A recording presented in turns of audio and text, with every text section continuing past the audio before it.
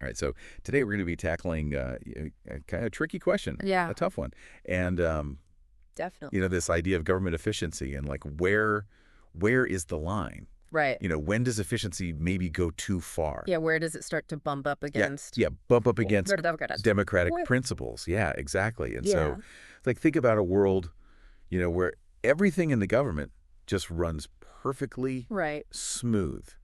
No delays, no, you know, waste, no taxpayer dollars, Mm-hmm. just like super efficient. Everything's great, right? It's pretty good. It does sound good. In theory. Yeah, in theory. But then what happens when that Yeah. efficiency comes at a cost? And that cost is like, Right. our democracy. Our freedoms. Yeah, Yeah. exactly. Yeah. So to really dig into this, we've got We do. a very interesting op-ed Yeah. that was published in the New York Times. And this wasn't just like Yeah. any op-ed. This was penned by 5 former Treasury Secretaries. It's a big deal. Yeah, that's a pretty big deal, right? These are people who've been there. Yeah, they know what they're talking about. They've managed, the nation's finances. Right. And they're really sounding the alarm about this new department. They are? The Department of Government Efficiency, which everybody is calling DOGE. Yeah. DOGE. Yeah. And Catchy. it's a catchy name, but Yeah. they're worried about it, and so we're going to figure out why. Yeah, and the person who's heading this up is none other than Elon Musk, so. Okay, so you've got a tech CEO now in charge of streamlining the entire government. It's kind of Damn interesting, right? You think a guy who's busy, like, sending rockets to space right, exactly. wouldn't have time to worry about, like, government bureaucracy. Yeah, but I guess everyone wants to make things more efficient, right? Right. So, yeah. And DOGE's mission is pretty straightforward, at least on paper. I mean, they basically just want to identify and eliminate unnecessary government spending. Okay, so cut the fat. Cut the fat, find the waste, and get rid of it. Exactly. I mean, that sounds great. Who can argue with that? Yeah, who can argue with that, right? I'm with them so far. Right. But I have a feeling there's something more to this story. Yeah, well, the first sort of sign that maybe things weren't quite as rosy as they seemed was when DOGE made this really drastic cut to USAID. Okay, USAID now, for folks who might not know what that is, that's the U.S. Agency for International Development. Exactly. So they're the ones who are doing humanitarian aid, development assistance around the world, disaster relief, promoting democracy, all that good stuff. Yeah, they're kind of like the good guys. Yeah, they're the good guys. On the world stage. On the world stage. So what did DOGE do to them? Well, they basically slashed their workforce. I mean, we went from like 10,000 employees down to under 300. I mean, they basically gutted the agency. So are they even functioning at that point? I mean, barely. And this, as you can imagine, caused a lot of protests. A lot of people are very worried about the impact that this is going to have on folks who actually rely on USAID's programs. Right. So it's like, I get it. We want to cut waste, but it sounds like maybe they're going a little too far. Yeah, I think the assumption that they're operating under is that all government spending is inherently wasteful, and clearly there's got to be some there's got to be a line distinction, between frivolous expenses and essential services, like what USAID provides. Yeah, I mean, you can't just, get rid of all of it. Right. So, and then it gets even more interesting because then they try to cut off funding to USAID completely by going through the Treasury Department's payment system. Yeah, basically like the nervous system of the U.S. government. All the money flows through this system. So how did they even get access to that? Well, that's the thing. Initially, they were granted access just for auditing purposes. Okay. They said they needed read-only access just to kind of see what was going on. But then they tried to use it to actually cut off the funding. So they kind of like broke their promise. Yeah, it seems like a pretty clear breach of trust. Right, and if they're willing to do that there, then what else are they going to... Right, exactly. Yeah. What's to stop them from accessing even more sensitive information? Right, like what's next? Yeah. Okay, so let me get this straight. Yeah. We have a government agency now that's led by a tech CEO. They're making huge cuts to what seem to be pretty vital programs. Right. They're trying to control the money of other departments. And now it sounds like they're getting their hands on then they're accessing really sensitive data. Yeah. I mean, reports are coming out that they've got access to all sorts of stuff, like personnel files from the Office of Personnel Management. Oh, wow. So like Social Security numbers, bank account info. Yeah, the whole 9 yards. That's pretty scary. Yeah, and this is where those former Treasury Secretaries are really starting to freak out. They're saying this is a huge risk. Like this data could get exposed potentially to, foreign adversaries. So now we're not just talking about efficiency. Right. We're talking about national security. Exactly. Wow. They're basically saying DOGE is acting on political whims. Okay. They're saying they might even be breaking the law. They use this phrase, arbitrary and capricious. Arbitrary and capricious. To describe DOGE's actions, and, coming from these guys, that's serious. That's serious language. Yeah, these are people who know what they're talking about. Right. So it does make you think, is this whole efficiency thing just a cover for something else? Are they overstepping their bounds? Yeah. Are they going too far? It's a good goal to be efficient, but at what cost? Yeah. You got to think about the consequences. Yeah. And the former Treasury Secretaries, they lay it out pretty clearly. They're saying, everyday people rely on these systems. For things like Social Security checks, veteran benefits, Medicare reimbursements. So what they're saying is DOGE could screw all that up. Yeah, basically they're saying that messing with these systems could have a huge ripple effect. Wow. And impact millions of lives. Yeah. It's like they're playing Jenga with our entire government. That's a good analogy. Like they're just pulling out blocks and hoping the whole thing doesn't collapse. Right. And who knows what's going to happen. Yeah, and if they're willing to go this far with USAID and the Treasury Department, then what's next? What other agencies are in their crosshairs? Exactly. Like who's next on the chopping block? Yeah, who are they going to target next? All right, so let's dig into that. Okay. What else do we have here? So this is where things get really interesting and kind of scary. Okay. Because reports are suggesting that DOGE might be setting its sights on the Social Security Administration. Oh, wow. Yeah. The Social Security Administration. It's the SSA. If they weren't already raising eyebrows before, they're definitely raising eyebrows now. Yeah. This is the agency that's responsible for providing a safety net for millions of elderly Americans and disabled Americans. Yeah, the most vulnerable people. Yeah. So what could they possibly want with Social Security? Well, it's hard to know for sure, but I think if we look at what they've done so far, it seems like they view all government spending through this very specific lens. And to them, Social Security probably looks like a prime target for what they would call optimization. Right. So instead of seeing it as this crucial social program that, helps people, they just see it as a line item. Yeah, a line item. On a spreadsheet. On a spreadsheet that's messed up. Yeah. And that's where the danger is. Imagine if they applied their brand of efficiency to Social Security. Yeah. You could have delays in benefit payments, confusion over eligibility criteria. Right. It could be chaos. So it's not just about numbers on a spreadsheet. It's about people's lives. Right. And that's what the former Treasury Secretaries are trying to get across in their op-ed. They're saying that this whole pursuit of efficiency without thinking about the human cost could really backfire. Yeah. So they're not just worried about government waste. They're worried about the soul of our country. Yeah, they're worried about our values. Yeah. Okay, so we've talked a lot about the potential downsides of DOGE. But is there another side to this story? Well, is there any good that could come out of this? Yeah. It's important to acknowledge that waste and inefficiency in government are real problems. Yeah. And taxpayers deserve to know that their money's being used responsibly. Right. So, maybe DOG scrutiny could lead to some genuine improvements. Okay, so it's not necessarily about being anti-efficiency. It's just about... It's about finding the right balance. Yeah, finding the right balance. Between efficiency and, protecting people. And not screwing everything up. Exactly. Exactly. Yeah. Okay, so what else? Well, another big concern that the former Treasury Secretaries raise is this lack of transparency and accountability around what DOGE is doing. Okay. They're worried about this arbitrary and capricious decision-making. Arbitrary and capricious. What does that even mean? Basically, they're saying that DOGE might be driven more by political ideology. Oh, so they're not really trying to help. They're just trying to... They might have their own agenda. Push their own agenda. It's kind of like they're saying, hey, everybody, pay attention. Right. Wake up. Right. This is bigger than just saving a few bucks. This is about our democracy. Yeah, this is about our democracy. Yeah. Wow. Okay, so where does this leave us?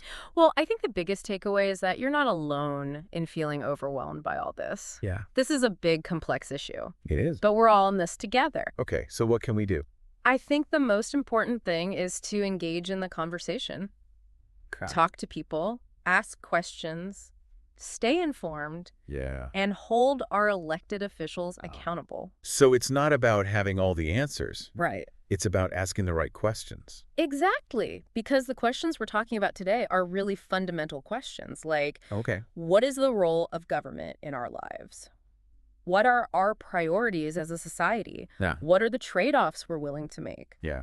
These are big questions. They are big questions. There's no easy answer. Yeah. But we need to be asking them. We need to be asking them. Okay, so we've covered a lot of ground. We have. Talked about DOGE, what they're doing, what people are worried about. Right. But let's bring it back to the listener, the person listening to this right now. Yeah. What does all this mean for them? Right, because it's easy to get lost in these big abstract debates about, government and democracy. Right. But at the end of the day, these issues affect all of us. Yeah. They affect our lives. In very real ways. So how do we connect those dots? Well, I think one way is to imagine what your life would be like if DOGE's vision was fully realized. Okay, I like that. Paint me a picture. What does that world look like? All right, so imagine you need to access some government service, like you got to renew your driver's license. Okay. Or apply for a small business loan. Yeah.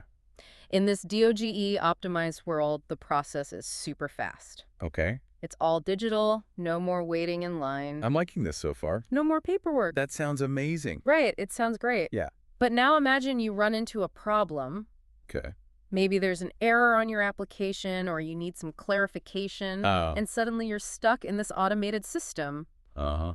There's no human to talk to. Yeah. Your calls go unanswered and your emails disappear into the void. Yeah, nobody responds. You're completely powerless. And I'm guessing there's no option to, talk to a real person. Nope. You're at the mercy of the algorithm. Okay, so maybe not so efficient after all. Right. The convenience comes at a cost. Yeah. Okay, so what about those bigger programs like Social Security? Right. So in this hyper-efficient world, those programs might still exist. But access to them is probably going to be determined by some algorithm.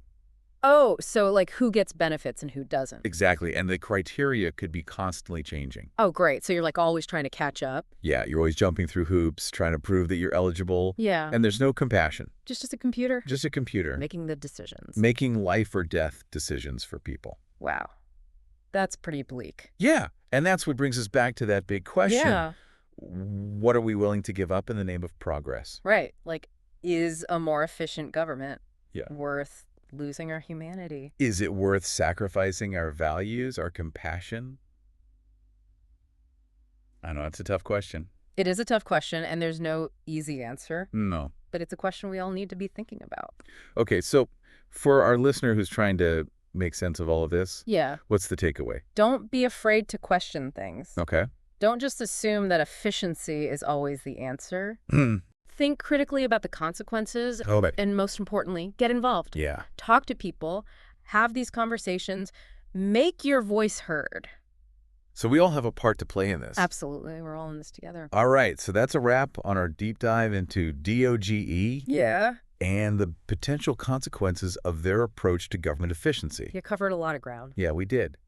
But I think the most important thing for everyone listening is to stay curious. Yes. Stay informed and stay engaged. The future of our democracy depends on it. Couldn't have said it better myself. All right. Well, thanks for joining us today. It was my pleasure. And we'll see you next time. See ya.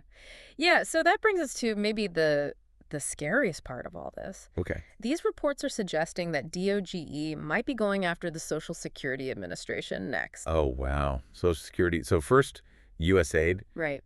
Now Social Security. They really are going for the heart of what a lot of people would consider. It's a bold move. Yeah. I mean, if they weren't already raising eyebrows, I think this is definitely going to get people's attention.